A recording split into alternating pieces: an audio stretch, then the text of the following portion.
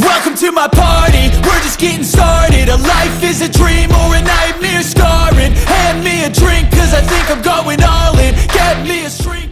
Bonjour à tous et bienvenue sur cette nouvelle vidéo. Comme tu l'as compris, ici même dans cette vidéo, je vais venir te montrer l'unboxing du Samsung Galaxy S24. Mes premières impressions après quelques heures d'utilisation. La petite boîte elle est juste là, bon tu l'as déjà vu dans l'opening, je l'ai déjà ouvert. T'inquiète pas, je te remonte quand même ce qu'on avait dans la boîte. Alors on se retrouve pour l'unboxing donc de ce Samsung Galaxy S24 Ultra. Alors pour ma part, tu sais très bien que j'ai fait une précommande avec une offre privilège que j'ai reçue par email. C'était un petit code qu'on recevait où on avait par exemple dedans une Galaxy Watch 6 offerte. Alors je te cache pas qu'elle me sert pas à grand chose, je vais juste la revendre tout simplement pour rembourser le prix du téléphone. Après dans l'offre de précommande, on avait cette magnifique coque Paris 2024, la magnifique coque DJI que je te montrerai après bien sûr parce que c'est pas le plus intéressant de la vidéo. Et bien sûr pour ma part j'ai pris le petit chargeur de 45 watts qui sera idéal pour venir recharger le téléphone en charge rapide. Allez, ce qui nous intéresse le plus c'est ce fameux Samsung Galaxy S24 Ultra. Alors on va venir l'ouvrir, hop, voilà, et on peut observer la bête. Alors moi j'ai choisi le téléphone en couleur violette. Tu peux voir qu'elle est plutôt bien retransmise sur le téléphone. Et ça c'est plutôt intéressant. De l'autre côté, on a tout ce qui est petit autocollant à décrocher. Voilà. Alors c'est vrai qu'on a un gros téléphone en main. Par exemple, ici le Google Pixel. Bon, un design complètement différent. Mais c'est vrai que on le tient quand même pas mal en main. Alors on est censé avoir du titane maintenant sur les Samsung Galaxy S24 Ultra. Bon, c'est vrai qu'au toucher, bon, c'est un peu plus doux, mais tu ressens pas réellement le titane par rapport à un design en aluminium. En tout cas, c'est ma première impression que j'ai dessus. Mais on sent quand même qu'il est quand même assez mastoc et qu'il est assez costaud quand même. Alors, qu'est-ce qu'on a d'autre au fond de la boîte? Bah, on n'a pas grand-chose.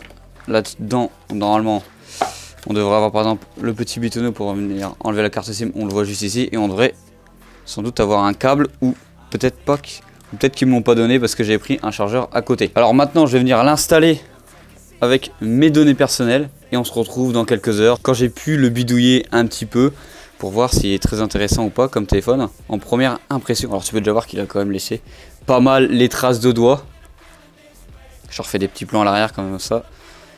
Tu peux voir à quoi il ressemble. En tout cas avec cette couleur violette. Franchement je trouve que la couleur violette ressort mieux en vidéo qu'en vrai, mais elle est plutôt pas mal parce qu'ici on a quand même un espèce d'aluminium, du métal en tout cas, un effet métal qui ressort beaucoup par rapport au violet, et ça c'est plutôt intéressant et très joli. Et voilà le premier allumage du téléphone, franchement c'est plutôt pas mal. Bon ça y est, je suis prêt pour te donner mon premier retour sur le Samsung Galaxy S24 Ultra. Ça fait quelques heures que je bidouille le téléphone, j'installe les applications, je remets mes comptes, je remets surtout mes clés crypto sur mes wallets, je remets mes applications de banque. Et bah je peux te dire qu'il a déjà quand même perdu beaucoup de batterie. Il est arrivé avec 50% de batterie, là je suis actuellement à 30%. Donc j'ai perdu 20% en quelques heures en bidouillant toutes les applications. Donc en vrai ça va, c'est correct, mais je peux pas te donner un retour sur l'autonomie de la batterie actuellement, car je ne l'ai pas assez utilisé. Ça arrivera quand je te donnerai mon retour utilisateur complet sur le téléphone après quelques semaines d'utilisation. Alors tout à l'heure, je t'ai parlé de quand j'ai ouvert le téléphone, bah, je trouvais que le titane, bon, on sentait pas tant que ça. Alors après l'avoir utilisé quelques temps, en vrai c'est plus doux au toucher, tu le ressens quand même. Tu le ressens quand même, tu as l'impression d'être sur un téléphone beaucoup plus premium, et franchement là-dessus je suis assez surpris. Alors la couleur, je suis pas du tout déçu d'avoir pris la version violette, alors que c'est vrai que la version verte ou la version orange m'aurait pas déplu hein. Franchement si tu l'as choisi derrière cet écran, en vrai t'as fait un bon choix je trouve. À l'arrière ça a l'air de pas trop laisser les traces de doigts, devant bah, ça en laisse à foison. En vrai au début je me suis fait la remarque, le téléphone plus léger que le Google Pixel 8 Pro. Alors après je suis allé regarder s'il était un peu plus lourd ou pas. Oui il est un peu plus lourd, donc c'est moi qui sais pas bien doser les poids entre les deux téléphones. En main il tient plutôt bien, c'est normal, on a un gros téléphone en main et surtout qu'on a des angles bien carrés comme les séries Note, et moi j'adore ça. Ça me permet de venir prendre le téléphone en main beaucoup plus facilement, surtout avec un doigt comme moi qui est cassé, donc en angle droit ça se marie bien ensemble. Ça c'était la petite blague pour relativiser sur le fait que j'ai un doigt qui est pas droit. Sinon en vrai au niveau de la sensation c'est vraiment quelque chose d'assez premium. Je suis surtout surpris sur la taille des capteurs à l'arrière des appareils photo. Je m'attendais pas à qu'ils soient aussi gros, aussi proéminents, vu que là on n'a pas un bloc photo qui vient ressortir les capteurs comme par exemple sur le Pixel 8 Pro ou beaucoup de téléphones de chez Xiaomi ou encore OnePlus. C'est vrai qu'ils sont assez imposants. Je pensais qu'il n'allait pas trembler sur la table. Si, il tremble. Quand il tremble, c'est-à-dire qu'il va faire un petit clac, clac, clac, clac, clac comme ça, parce qu'ils sont quand même assez surélevés. Et pour toutes les personnes qui vont dire c'est un S23 Ultra au niveau du design, je suis totalement d'accord avec toi. C'est pratiquement le même. Voilà. On a un écran qui est beaucoup plus bord à bord, c'est vrai. On a des angles beaucoup plus droits. On se rapproche plus d'un Galaxy Note. On a du titane, mais de loin, c'est exactement le même. Tiens, au passage, tout à l'heure, je t'ai parlé des couleurs. Je veux bien savoir quelle couleur toi tu as choisi sur ce Samsung Galaxy S24 Ultra. Et si tu l'as pas encore choisi, bah, je te remonte quelques images de celui-ci en mode violet. Comme ça, tu peux te rendre compte si il te plaît ou non. Ça fait des jolis reflets je trouve. Alors je vais te parler très rapidement de l'écran car j'ai pu simplement l'utiliser quand je réinstallais tout sur mon téléphone. On a un écran qui est quand même assez imposant. La luminosité est bonne. Elle est bonne, mais franchement, je n'ai pas été surpris par rapport à mon Google Pixel 8 Pro qui envoyait déjà du pâté au niveau de la luminosité. Là, par exemple, il fait pas un soleil monstre. Je vois très bien mon écran. Mais je pense que si on en était sur un cagnard de 30-40 degrés, on va quand même avoir du mal à voir l'écran, même si on a une très grosse luminosité. Je vais te faire une petite aparté maintenant sur l'IA, parce que oui, j'ai essayé de bidouiller Galaxy IA. Et dans un premier lieu, Samsung m'a fait une suggestion directement. C'était le Google Lens amélioré, par exemple avec le stylet, parce que oui, je vous ai pas présenté le stylet, mais c'est exactement le même. Voilà, c'est un stylet classique qu'on peut avoir chez Samsung sans rentrer dans les détails de celui-ci. Alors, petite fonctionnalité, je vais me rapprocher ici. Voilà, comme ça tu vas voir le téléphone, j'espère qu'il va faire le focus. Voilà. Ici, on m'avait suggéré d'appuyer ici longuement. Et comme ça va venir lancer l'IA avec Google Lens. Comme ça, je viens entourer par exemple l'horloge et ça va venir me proposer des widgets d'horloge ou même de météo. Voilà, donc je t'ai montré comment ça marchait très grossièrement. Et ça, en vrai, c'est plutôt pas mal, ça marche plutôt bien. Autre fonctionnalité IA que j'ai essayé, parce que c'était la fonctionnalité IA la plus attendue en tout cas, pour ma part, après l'annonce de celle-ci, bah, c'était la traduction instantanée quand tu étais en appel vocal. Alors j'ai pu essayer, je vais te montrer des images, ne juge pas mon accent anglais qui est déplorable s'il te plaît. Je te vois déjà réagir ou taper une barre parce que j'ai un accent anglais qui est pas faux. Mais grossièrement pour essayer, j'ai appelé ma mère et je me suis mis en anglais et pour elle en français. Et je me suis mis à parler en anglais. Et ça lui a traduit directement mais avec une voix de robot, donc c'est logique, c'est l'IA qui va venir parler à la personne, sauf qu'elle entend en premier lieu ma voix et en deuxième lieu elle entend la voix IA. Donc c'est assez compliqué si on veut venir discuter avec une personne, il faut essayer de la prévenir dans sa langue d'origine que tu dois parler, qu'elle doit entendre l'IA et qu'après elle doit répondre. On ne peut pas parler en même temps, avoir une discussion aussi fluide qu'on a actuellement au téléphone, là-dessus ça c'est clair. Et tu le verras aussi dans l'exemple.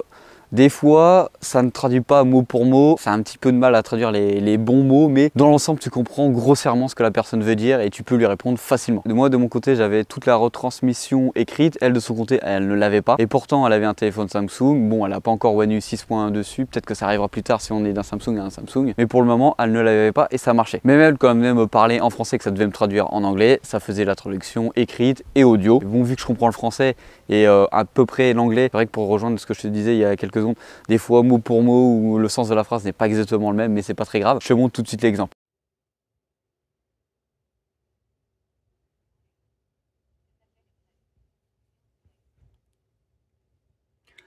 Hello, how are you? That's great. Today I like to order a pizza from you.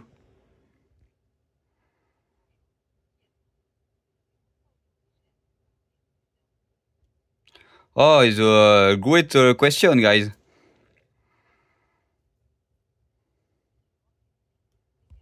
Est-ce que tu viens manger à la maison ce soir? Hello, how are you today? What's that? What are you coming to eat at home tonight? It's for art. Maintenant, on va passer sur la photographie car je suis parti faire quelques photos et je te spoil directement la vidéo qui va sortir vendredi. Ce sera le Google Pixel 8 Pro contre le S24 Ultra en mode photo. Bah, de ce que j'ai pu prendre actuellement, je suis pas surpris. Je suis pas en mode waouh, il y a un gap de fou entre les deux téléphones. Alors oui, là-dessus, tu as un zoom x100. En vrai, on s'en sert pas. On va servir jusqu'au zoom x30 de ce que j'ai pu voir actuellement, comme le Google Pixel 8 Pro. Je vais te montrer quelques photos que j'ai pu prendre avec. Le mode portrait, franchement, j'adore, que ce soit des deux côtés. Après, quand on vient faire du zoom x2, x3, x5, x10, entre le x5 et le x10, je trouve qu'il y a une différence de colorimétrie. Après, c'est peut-être parce que le soleil, au moment où il est passé, c'était pas le même. Je sais pas, à vous de juger. Mais c'est ça qui est bien avec ce téléphone de chez Samsung et d'autres téléphones de chez Samsung de la série S auparavant, c'est qu'on a une grande plage de possibilités pour prendre des photos, que ce soit du grand angle jusqu'au x30, jusqu'au x100. Ouais, même si je t'ai dit que ça sert à pas à grand chose de x100, en vrai ça sert pour regarder un panneau très loin ou pour aller chercher la carte d'un menu. Mais en vrai, j'ai quand même été surpris par le x10, je trouve qu'il est plutôt bon, alors qu'on a plus le zoom optique x10, franchement je trouve ça très bon. Le zoom x5, bah du coup il est excellent. Maintenant que je t'ai fait la petite aparté sur la photo, passons sur les vidéos que j'ai pu tourner avec. Alors c'est les vidéos que j'ai pu lui tourner les plus basiques. J'ai dégainé mon téléphone et je suis allé tourner ça il y a quelques secondes. Allez, je te montre ça. Là on se retrouve avec la première vidéo tournée avec la caméra selfie. On est en 4K, 60 images par seconde. Là j'ai le soleil de face, donc c'est plutôt correct. Là tu viens d'entendre ma petite trottinette électrique qui a plus trop de batterie, donc elle pleure, voilà, il faut que je la recharge. Je sais pas ce que tu en penses. Moi je trouve que pour l'instant, au visuel que j'ai actuellement là, avec la retransmission de l'écran, c'est plutôt correct. Après j'irai voir ça à l'écran. Et franchement c'est plutôt pas mal. Alors je te laisse juger aussi le son du micro, parce qu'on parle avec le son du micro du téléphone. Dis-moi ce que tu en penses. Alors là je suis avec la caméra extérieure. Première vidéo que je tourne avec. On est en 4K bien sûr, 60 images par seconde. On n'a pas mis de stabilisateur normalement. Je suis avec le micro du téléphone, tu devrais entendre les véhicules qui roulent à côté. Oui, je suis à la campagne, il y a énormément de trafic, c'est pas normal, je sais pas ce que les gens y font. On va aller voir ici les feuillages, voir s'il arrive à bien faire le focus. Ok, c'est plutôt correct là-dessus. Maintenant en contre-jour face au soleil. Ok. On va regarder l'arbre là-bas, on va faire un petit zoom x3. Un petit zoom x5. Un petit zoom x10. Et après aller au-delà, ça sert strictement à rien en vidéo. On va jouer avec le grand angle pour voir. Voilà. Comme ça tu peux te rendre compte bien sûr de la qualité en mode vidéo. Allez, on repasse directement avec la vraie caméra. Alors, qu'est-ce que tu en penses finalement de ce téléphone-là? Bien sûr, tu auras un retour de ma part dans les semaines à venir. Là, c'était mon première impression, les premières photos que j'ai faites avec. C'est là où on bidouille le plus avec les téléphones, donc c'est là où on est content et qu'on voit pas les défauts. Je dis pas ça parce qu'il a des défauts, ou peut-être que je vais en découvrir dans les semaines à venir. Mais pour l'instant, je suis assez satisfait. Est-ce qu'il y a un gros gap par rapport à mon Google Pixel 8 Pro? Pas tant que ça. En tout cas, pour le moment, j'ai pas pu le remarquer. Alors, je sais très bien qu'on a plus de capacité en mode photo juste pour filmer avec plusieurs flux en même temps. Ça, c'est pour ça que j'ai repris ce téléphone-là par rapport au Google Pixel 8. Et toi, qu'est-ce que tu en penses pour le moment? Est-ce que tu as reçu le tien? Je veux bien avoir ton avis en commentaire, ton petit retour. C'est très important, comme ça, les autres utilisateurs peuvent te lire et avoir ton avis et se faire leur propre idée. Et c'est ça qui est beau. Bon, allez, c'était Hugo sur la chaîne Gigatop, comme d'habitude. Bisous.